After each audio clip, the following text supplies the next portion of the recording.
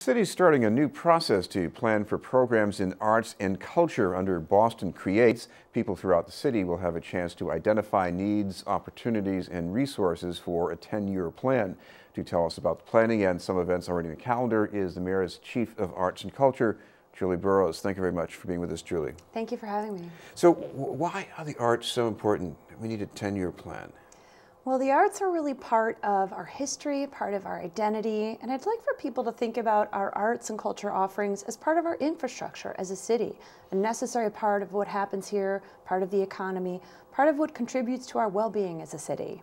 What you're also looking here for is for people to put together a unique cultural identity. So how does that come from?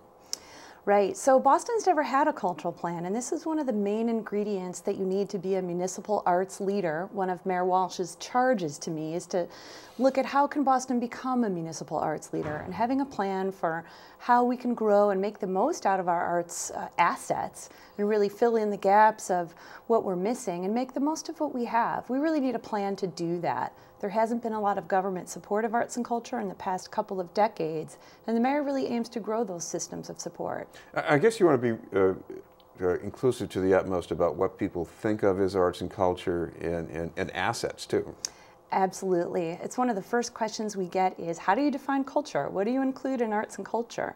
And we intend to have a very inclusive definition. Everybody defines it differently. People engage in certain things as a hobby or professionally. They might go to certain things as a student, different things as an adult. So it really runs the gamut, and we want to be inclusive of all those definitions. I guess another thing going on here is that the arts, we hear it's great for keeping the creative class in town or attracting them, but if you're raising kids, it's important too. Yeah, it's an essential part of a modern education in the 21st century. You need to have all kinds of skills, and arts and culture not only helps to enhance your learning in other subjects, but it also helps you to be a well-rounded human being with empathy, creative problem-solving skill sets, ability to work in a team, all these kinds of things that you need in addition to some of the other skill sets like literacy and numeracy. I guess it's easy to think of the arts in terms of the big name organizations, the museum or the symphony or something, but I guess arts is the presence in the neighborhood,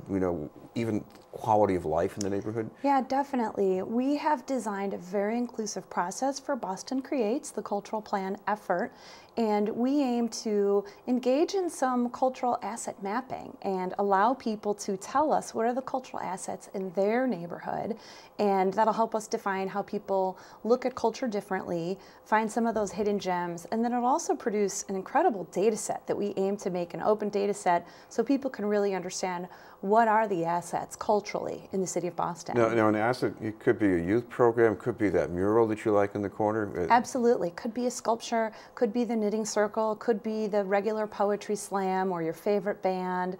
It could even be, we have some new high school marching band emerging. So there's lots of kinds of things. It could even be your favorite ethnic restaurant. There's a Peruvian restaurant that maybe has opera in there. And so we want to find out what's going on in all corners of the city. Well, one of the goals here is to be realistic but aspirational. Talk about the aspirational part. Yeah, we want to help Boston have a big vision for arts and culture. It's one of the things people have been articulating to me just in the short few months I've been here, that Boston doesn't have that signature iconic piece like the way Chicago might have the Bean or other cities. St. Louis has the Arch. Oftentimes, an iconic piece of large-scale arts is seen as a symbol of the city. So I've heard an aspiration for some of that, other aspirations for having more arts and culture in the schools, a way to keep artists in the city by having affordable live-work space, all kinds of aspirations, some more granular, some on the bigger scale.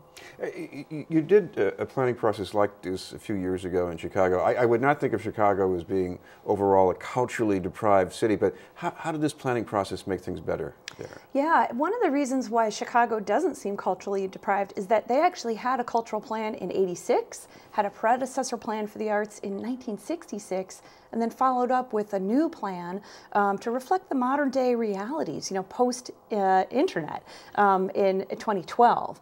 And so there's a long history of government having a stewardship role in the arts and culture community, but the reality is it's not very equitably distributed throughout the city.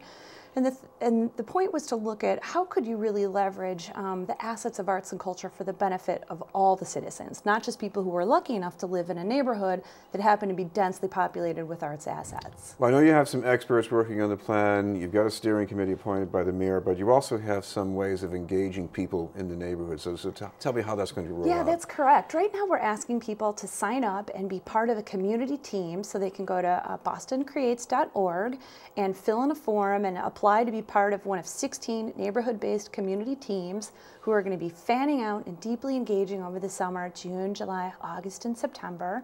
And then we'll also have a big town hall meeting on June 2nd at English High School at 6 p.m. Now, I know people can send you something by email, but I guess there's an advantage of going to a meeting where you're talking about this topic with other people in the same room. Yeah, there's nothing like being there in person, meeting the people who are there, feeling the energy in the room.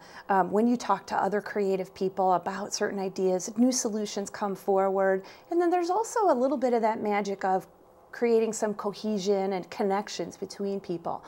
Some people in the arts community know each other. Lots of people don't know how to plug in. Maybe they're new to the community, or they're switching careers, or they're avocationally trying a new creative endeavor. So there's a certain kind of a magic that happens in person when everybody's in the room together talking about common issues. Well, I know that the arts have always been a great networking opportunity, and speaking of which, even beyond that town hall meeting, you're going to need some volunteers to help you. So if people want to find out about this, what's the best way to track it? The best way is to look for our flyers. This is one of our little flyers. They're going to be out and about all over the city, in libraries and at cultural events.